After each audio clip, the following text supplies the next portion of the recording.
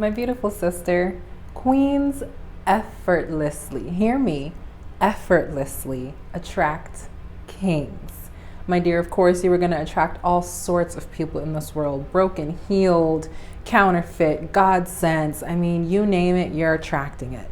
But a queen, a woman walking in her queen mentality, knows that she doesn't have time to pay attention to the clowns and jokers that appear on her path. She doesn't have time to entertain the counterfeits that show their face, okay? The wolves dressed in sheep's clothing. She is about her Father's business. She's about attracting and entertaining the God sense, the divine connections, okay? The divine opportunities, and receiving that divine provision to do the things God has called her to do, okay? You don't have to show up in any extra special way to attract the attention of a king when you're walking as a queen. My dear, if you are locked and, well, you clicked on this video, you're locked and loaded at the right place at the right time here at Healed Woman, okay? My name is Samara. If you are here for the first time, I am the founder and host here at Healed Woman, my goodness. And we are a community of women growing and thriving on fire for two things, okay? One, we are becoming women of extraordinary faith, worth, and valor, stepping into our royal position as queens in the kingdom and untapping any untapped potential, okay, that may be lingering, and saying yes to God, giving him our unwavering yes. And two, we are on fire and dedicated to overcoming toxic mindsets related to love, dating, and relationships through Christ-centered recovery. My dear, you really are in the right place at the right time, because today, sis, we are talking about the queen mentality and how she effortlessly attracts kings, okay? Royalty. You are meant to exist in royal spaces, serving people, okay? It's not a condescending state of mind. It's not a prideful state of mind to be a queen, but you understand you're not called to the same level as some people in your immediate circle right now, people that you may think you need to be entertaining, okay? We already spoke about clowns and jokers and counterfeits, how you are not called to dwell in the presence of those fools, okay? We are called to a different path, okay, my dear? Again, it's not condescending. It's just being aware that as God's children, okay, we are walking a completely different path. We're unique. We're chosen. We're set apart, okay? We are light, salt, city on a hill, okay, my dear? And these are things you need to remember to be able to even step into your queen mentality, to step into that mentality, that mindset with the confidence, the Godfidence, okay, the confidence in God that he gives you as a daughter or son as the Most High. Okay, my dear, so today we're continuing with our beautiful series, The Mindset of a Queen, and we are breaking down how queens naturally, okay, effortlessly attract kings in their life. Okay, my dear, you don't have to do much to attract a king when you're walking as a queen. You may have to work a little hard to repel the counterfeits and clowns. That's because they're just trying to get some of your light, my dear, the light you so effortlessly exude, okay? So kicking things off, if you have not seen the other videos in this series, don't worry, they're linked down below or in one of these corners throughout the video, and you can always catch the replay. They're not listed in any chronological order, but I definitely wanted to end the year, in 2022, or whenever you're viewing this, speaking on the queen mentality. A lot of God's daughters have been pruned, have been prepared, have been beautified, have been, taken through some really rigorous refining seasons to get to the point where they can say, I am a queen walking as a daughter of the Most High in all my, untapped potential, ready to set this world on fire, ready to transform this world, ready to not conform, but transform, okay? And so Holy Spirit was really telling me, you need to teach your daughters, teach my daughters, okay, what it means to be a queen, to be a daughter, to be a chosen one, okay? So we're continuing in that same breath with this series, and I just pray it's been an inspiration and an encouragement, a source of knowledge and wisdom for you as we journey on in this season of leveling up. Seriously, okay? I am with you in the trenches, my dear. I was not always a queen. And once the Lord woke me up to the idea of being a queen, of walking in that royal position, no matter what my circumstances look like, honey, there was no going back, okay? That was the turning moment, the turning point in my faith journey where I was like, nah, I can't go back, and I got to bring my sisters up with me, okay? That's that elevation we're speaking of. So we are absolutely going to be diving into some of the big four women of faith, okay? You know who they are: Eve, Rebekah, Ruth, and Esther, okay? Those are the big four women of faith that the Lord has truly been highlighting to his daughters and probably his sons in this season as role models, as blueprints, as examples, precedents of what he expects for his daughters, his sons in marriage and purpose. Like, he has really taken a lot of his daughters through the process of reading those stories and extracting like literal, practical, applicable knowledge and wisdom in today's society, literally from those big four women of faith. Okay, so we are absolutely going to be focusing on Queen Esther and King Xerxes in terms of the story of Queen Esther and how she effortlessly like stepped into her role and what was required of her. But I really want you all to understand that God presented all of those women to one man. Okay, kicking things off, getting right into the meat of the topic. God presented those women to one man. Okay, yes, we know Ruth was married before.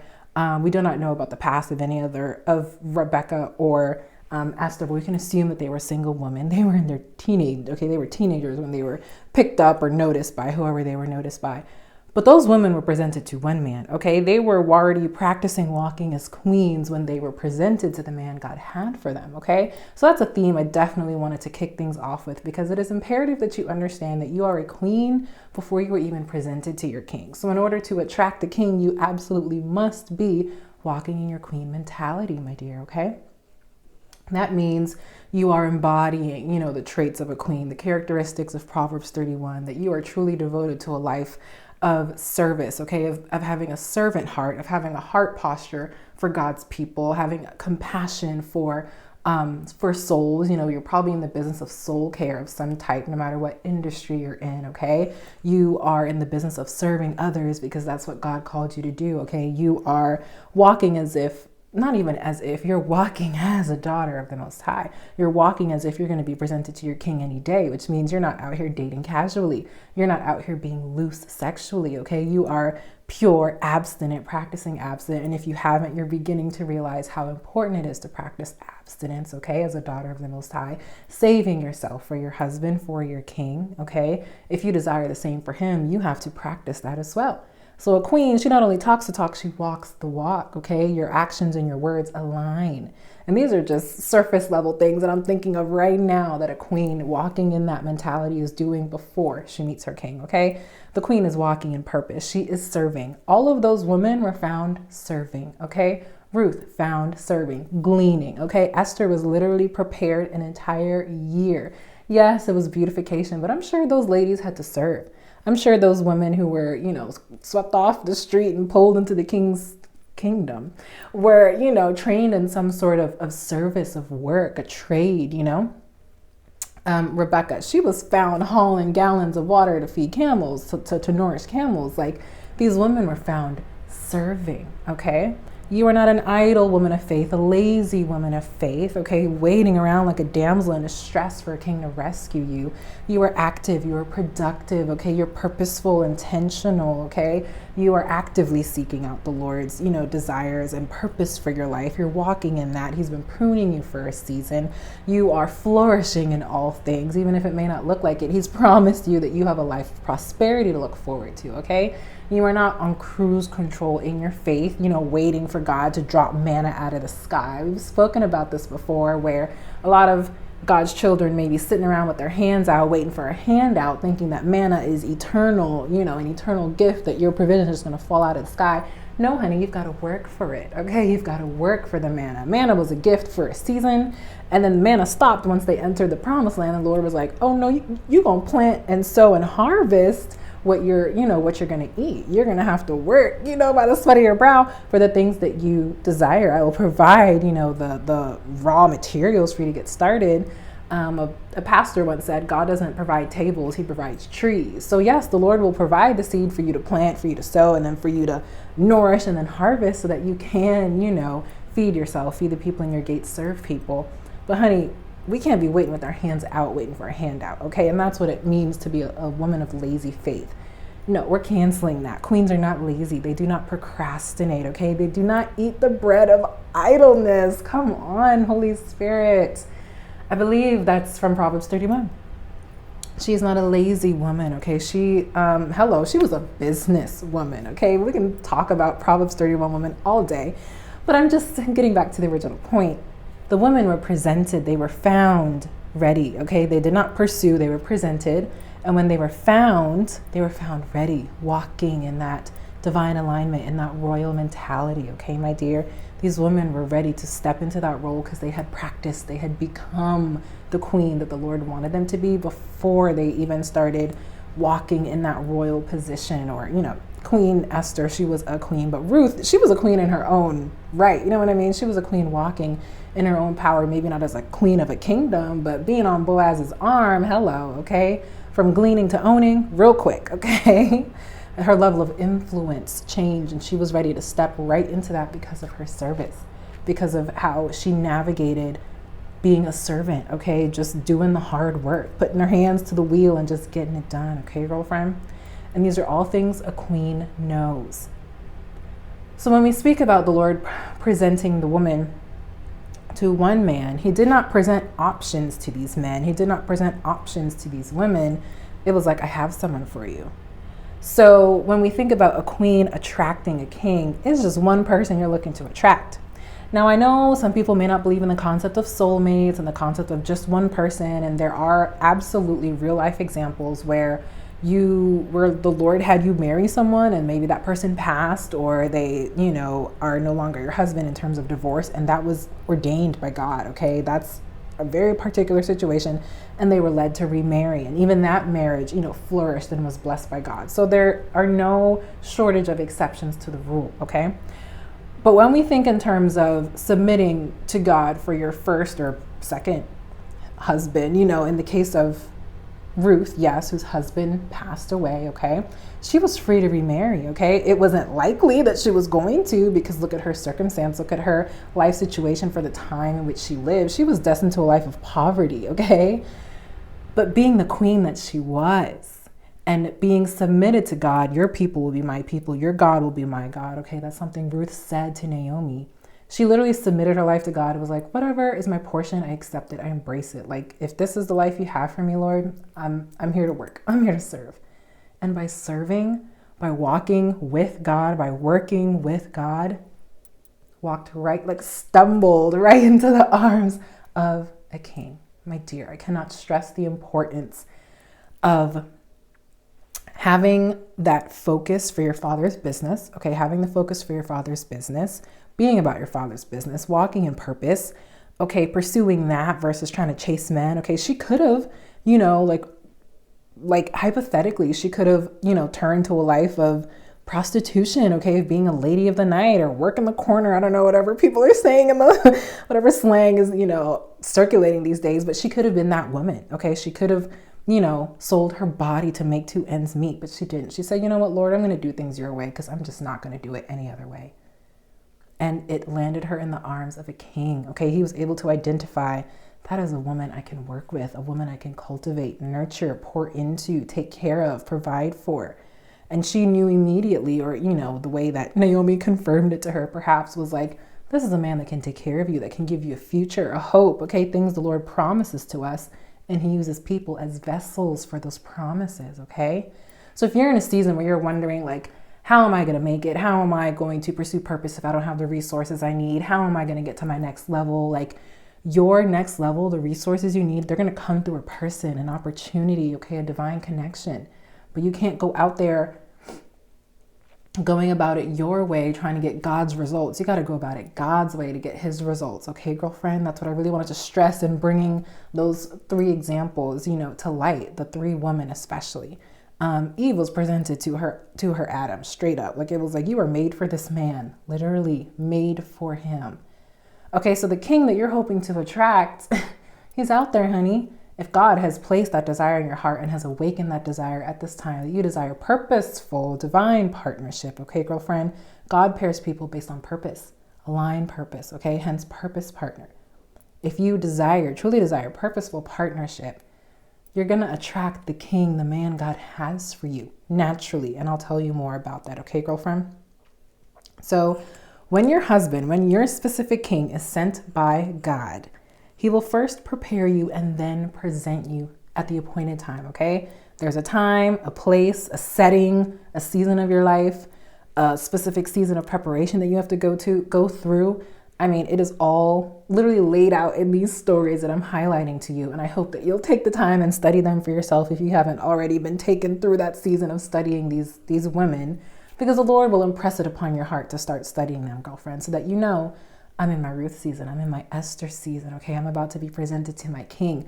I'm going through a season of preparation to be presented to my king, to learn how to serve a king, to learn how to serve my King of Kings by serving my king. Okay, he's going to take you through a season of preparation to help you understand the magnitude of marriage, how it's ministry, how it's service to another person, it's stewardship over their soul. Okay, these are things people don't think about when they think about marriage. Okay, about serving their husband, serving their wife, loving their wife, respecting and honoring their husband. Like, people forget all that and think it's all, sex and date nights and romance. And like, it is, but it's so much more than that. So much more than that, girlfriend. And that's what I want to bring to your attention. The king that you are desiring, you got to be prepared to walk beside. You have to be prepared to walk beside him, because it is absolutely possible that you could desire something and squander it when you get it. Come on. How many people have received the very thing that they desired and still squandered it? Still, to squander is to use in a reckless way, or to treat it badly, to mistreat something. Okay, you squander inheritances or possessions, or you squander, opportunities. Okay, you can absolutely squander the opportunity to serve your king, to be an example to other women around you, to be a role model for, aspiring wives, aspiring mothers. Squander those opportunities because you don't understand how to handle the blessing of actually walking beside the man you're called to. You're the man you're called to serve. Okay, girlfriend? So these are things I will repeat as much as we need to hear them in the healed woman community, because being a healed woman means that you're called to a greater standard, a higher standard, girlfriend. You're operating in your full potential. You are healed, whole, conscious, content, confident, yes, but content in whatever season you're in. And you're always looking, forward facing. You're always looking to the future, always forward facing. Okay, we can't go back to these petty attitudes and want to clap back at every man and can't stand it when a man can't this and that and the other. Like, honey, you're healed now. You're healed now. You got to walk different, talk different. Okay, girlfriend? And by walking, accepting, embracing that queen mentality, okay, you're reinforcing the things that you learned as a healed woman. Okay? So that is something that you can absolutely expect when the Lord is ready to present you to your king. Present you. You're not going to have to pursue him. Okay? You won't have to do anything but be obedient and submitted to the process. It's a process, okay? Esther literally, okay, focusing back on Queen Esther now, literally was swept off the street. The scholars say she was like 14 or 15 when she was picked up off the street. So she was young, naive, probably immature. I mean, these are the lives that women were subject to back in the day, also currently, maybe not in this part of the world, but, somewhere, someone watching this video is near someone who might be a teenage bride, literally. Swept off the street, taken, through a year-long preparation process. All she had to do was just submit. She didn't fight the people who tried to drag her into the kingdom. She didn't fight the beautification process. She was like, okay, this is a season of my life that I'm going through. This is something I'm enduring. She was Jewish, so obviously she believed in God, and she may have been like, okay, Lord, I'm submitted. I'm here. Like, I'm just going to go through the process, and whatever may come of it, may come of it. Okay. She probably had no idea that she was going to become the queen one day. But by saying yes, giving God her unwavering yes, being obedient through that whole beautification process, she was richly blessed for it. Okay. And also because she was literally the God ordained spouse for King Xerxes. Okay. But all she had to do was just submit and surrender to God's divine plan. Okay, my dear. When you understand the magnitude of your promise, especially in marriage and ministry and service to one another, or, whatever you're called to in the season, doesn't just have to be, a relationship. It could be a faith-based business. It could be building an empire next to your king. Like, when you understand the magnitude of the promise, attached to your name, you'll have no choice but to show up as a queen. Okay, girlfriend? You'll have no choice. When you actually understand that you are called to greater, that by saying yes to God, you're partnering with greatness, that by being in the public eye or being a public figure or a leader of an organization, ministry, whatever you have, if you're the face of it, you understand that there's something It's beyond you. It's bigger than you. That's a calling, my dear, okay? When you understand the magnitude, the heaviness, the mantle of ministry, of marriage, of service, of being a minister, of anything that the Lord has called you to do, you will have to show up as a different version of yourself. You will have to show up as a refined version of yourself, a mature version of yourself, okay? Purpose puts blinders on people, okay? You are like, got my iPad. You're like this when you have purpose blinders on, okay, girlfriend? You are called to focus on whatever the Lord has placed in front of you, okay? You are called to serve the people on your path. You're called to become the person that you need to be to even keep those blinders on, girlfriend, okay? We've spoken about purpose and how purpose gives you blinders on this channel. Definitely check those videos out. Game changers, I promise you, okay? When you understand the magnitude of your purpose, of what you're called to do, you just won't even have time to show up as a low-level version of yourself. You're literally going to have to be so focused on becoming the person that you even need to be that leader, to be that minister, to be that CEO, okay, to be that faith-based business builder, to be, the machine behind the empire you're trying to build.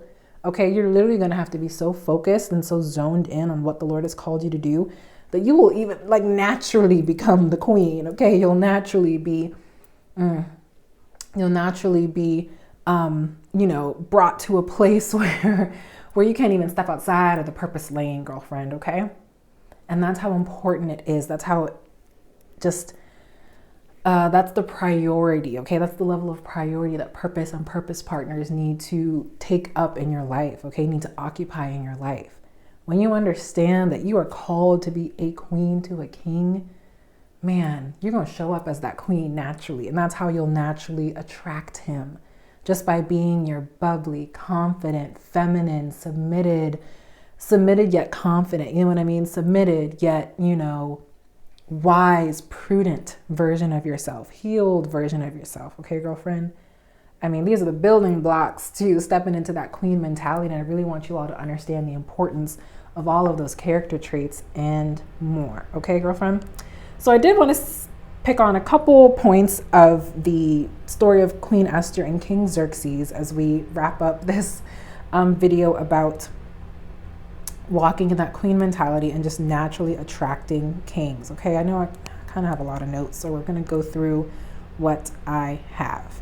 So you are going to have to come equipped. If you desire to attract a king, girlfriend, you're going to have to come equipped. And now you already do, okay? By the Lord anointing you to be a queen, okay? To walk in that mentality. He has trained you. He has equipped you. He has prepared you to embrace that identity and to confidently walk in it, okay, girlfriend?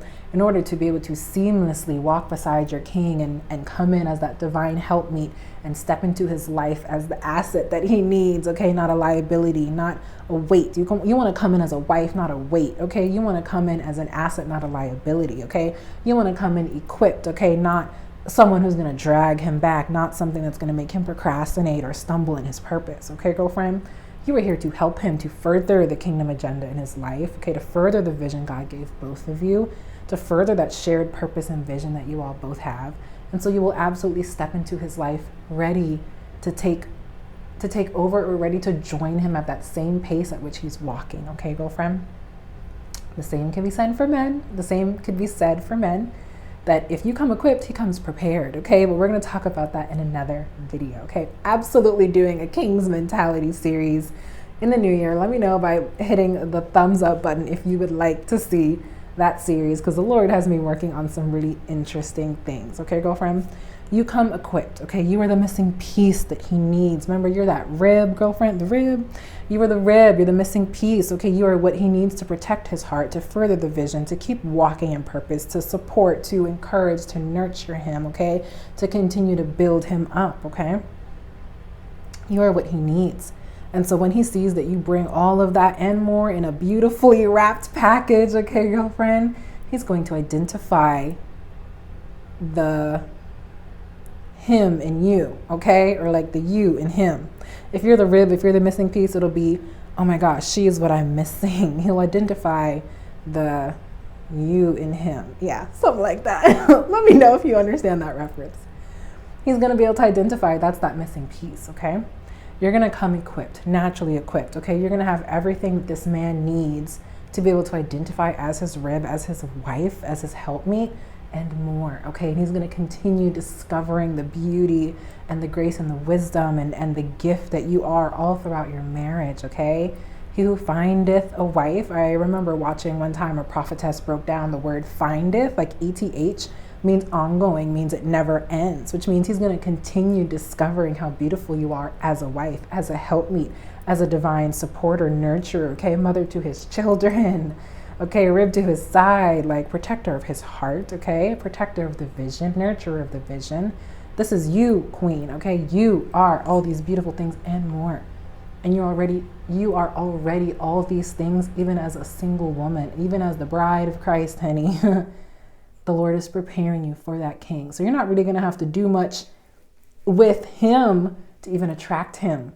You just have to become who the Lord is calling you to become, to rise like Esther, okay, to glean like Ruth for a season, okay, to serve like Rebekah, okay, and to abide like Eve. Eve was just abiding. She was chilling. She was being in her daddy's presence, okay, until the Lord was like, you're ready. You're ready to serve him. You're ready to build with him. Rebekah was doing the same thing. She was just going above and beyond, being thoughtful, considerate, okay, going the extra mile. And the servant saw that and was like, that's what Isaac needs. Okay, Ruth was just trying to survive, honey. Listen, she was just trying to survive. And Boaz noticed that and was like, she's a woman of character. And King Xerxes, man, he had the hots for her since day one. He was like, that is my queen. Noticed her immediately. We don't know, she found favor in everyone's sight. I'm trying to remember the distinct thing they said about each of those women, but she obtained favor in the sight of everyone who she came across. So clearly she was an outstanding woman. And I'm just saying, you are already that outstanding woman by deciding to walk in your queen mentality, my dear, okay? And that is what is going to attract your king, okay? Your specific king. You're not going to have to fight for this king. He's not married to someone else currently and you're just waiting for them to break up and get divorced. No, the Lord doesn't promise you someone else's husband, okay, or someone else's wife. If you're a man watching this, that person is single, abiding in Jesus right now. Even if they did have a previous relationship, he's not going to have you pining and watching their relationship fall to demise while he's promising you a relationship with that person. That's cruel, okay? He's going to prepare you for that person, and he'll do it in singleness, okay, in your singlehood. So you are literally the equipped piece, the missing rib that your husband needs, that your king needs, okay, my dear? So you may not be saving a kingdom or saving the Jews or, you know what I mean, like owning land. You might, hey, we don't know. You may not have the exact blessing that these women had, but you were called to something greater, my dear, okay? Embrace it, accept it, realize it, and answer the call. Answer the call to become the queen you've always destined to be, you're always destined to be, and that you desire to be too, okay, girlfriend? And just walk in that beautiful mentality and that mindset and allow the Lord to prepare you for the man he's currently preparing for you as well. Okay, you don't have to do anything extra. You just have to be natural, confident, Godfident, okay? Just humble about your daddy's business, about your purpose, about your own personal hobbies, okay, girlfriend? This is the time of your life to just completely focus on you. And one day a king will identify you and you'll identify that king as well. Okay, girlfriend? So I pray that you all were able to glean something from this video. We're able to learn something new about just being the wonderful queen that you already are, okay? And I pray that you're not out there trying to pursue a king, but you're just releasing the need to micromanage the miracle, okay? Release the need to micromanage God. Release so that you can receive all the blessings that are already coming your way, okay? So with that, I hope you all continue to join in every week for a new installment of the Queen Mindset series. And in a few weeks, we're absolutely going to be talking about the king's mentality, okay, girlfriend? It's going to be hot. So make sure you are locked and loaded by subscribing to Healed Woman. And with that, I will see you on the other side of healing and on the other side of your marriage, honey. So stay blessed, my beautiful sister.